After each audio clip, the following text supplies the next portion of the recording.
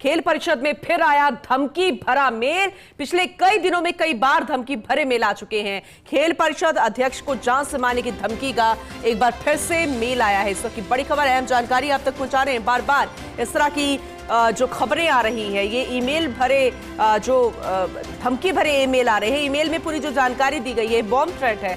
ऐसे में एक बार फिर से खेल परिषद में धमकी भरा मेल आना, कई दिनों में कई बार, यानी कि कल भी एक बार फिर से धमकी भरा मेल आया था। 3 बार हो चुका था और आज चौथी बार खेल परिषद अध्यक्ष को जान से मारने की धमकी का मेल आया है। यानी कि पहले बॉम्ब थ्रेट, अब जान से मारने की धमकी। अब ऐसे में सवाल तो ये खड़ा होता है कि इस मामले पर तो जानकारी ली जाएगी, जांच को आगे बढ़ाया जाएगा कि जान से मारने की धमकी आखिर किसने दी है, क्यों दी है। लेकिन इससे पहले जो बॉम्ब थ्रेट्स मिले थे, आखिर वो किसके द्वारा थे, क्यों भेजे गए थे, उस जांच में क्या कुछ आया है। क्योंकि पहली दफा नहीं है, इस तरह की धमकी भरे मेल कई बार आ चुके हैं और अब तो जान से मारने की धमकी।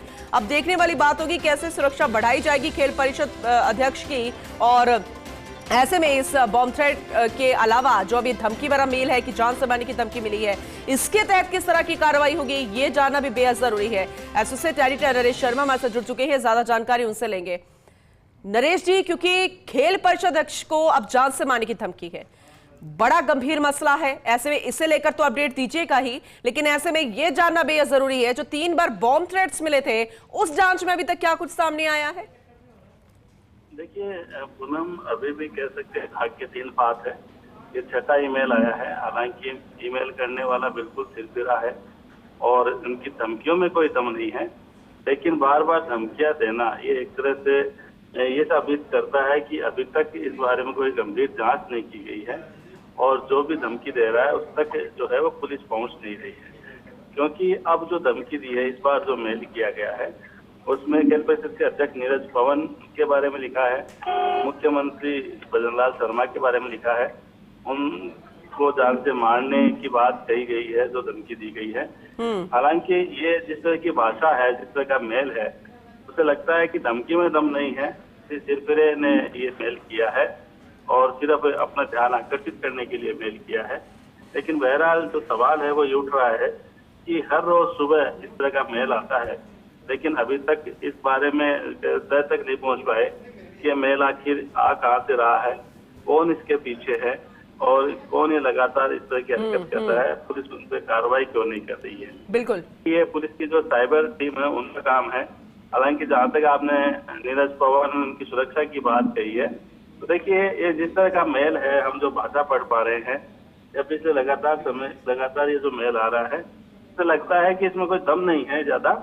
तो ऐसे में चिंता की बात नहीं है इस तरह की धमकी को लेके। चिंता की बात यही है कि कोई व्यक्ति बार बार इस तरह ईमेल कर रहा है और खुलेआम ये कह सकते हैं एक तरह से चुनौती पेश कर रहा है पुलिस के सामने, लेकिन इसके बावजूद अभी तक इस पर कोई कार्रवाई नहीं हुई है।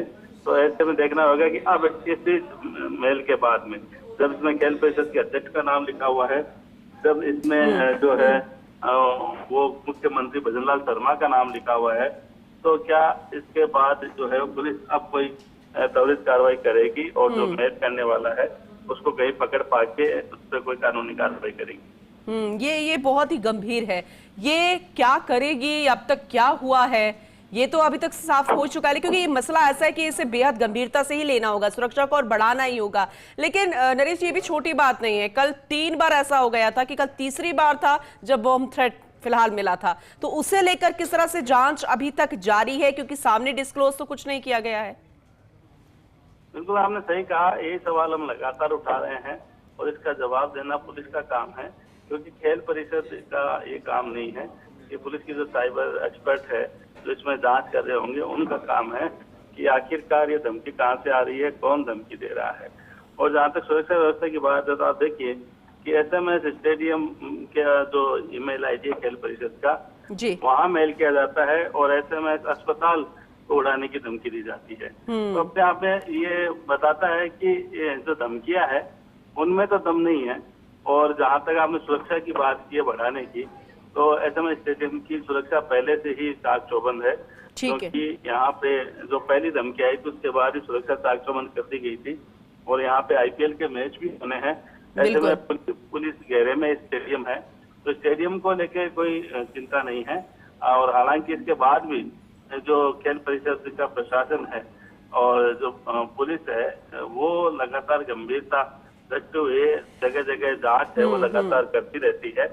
और तमाम जो संदिग्ध व्यक्ति अगर कोई उनको लगता है तो उससे जो है जब स्टेडियम में आवाजाही होती है तो उनकी पूरी जांच होती है और पूरी पूछताछ होती है, उसके बाद ही अंदर प्रवेश करने दिया जाता है।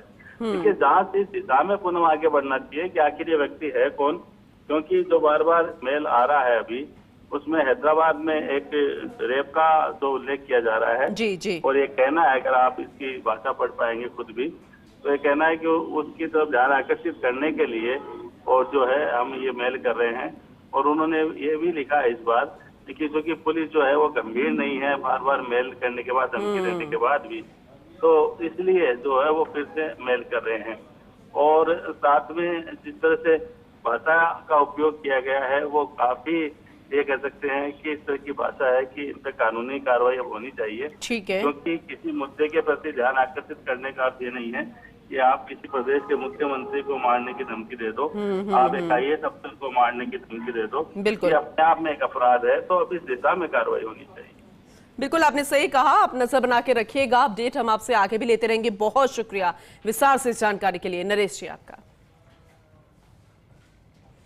तो सुरक्षा तो बढ़ाई जानी ही है क्योंकि ये कोई छोटी बात नहीं है। इस तरह से खेल परिषद अध्यक्ष को जान से मारने की धमकी देना, 3 बार SMS स्टेडियम को बॉम्ब से उड़ाने की धमकी देना, इससे पहले कभी एयरपोर्ट, कभी स्कूल, कभी कॉलेजेस, और ना सिर्फ राजस्थान बल्कि इससे पहले भी कई राज्यों में इस तरह के बॉम्ब थ्रेट्स मिल चुके हैं। लेकिन ये बेहद गंभीर मसला है। अब नीरज के पवन खेल परिषद अध्यक्ष जो है उनकी सुरक्षा को और बढ़ाया गया। देखने वाली बात होगी कि जांच के दौरान क्या कुछ सामने आता है।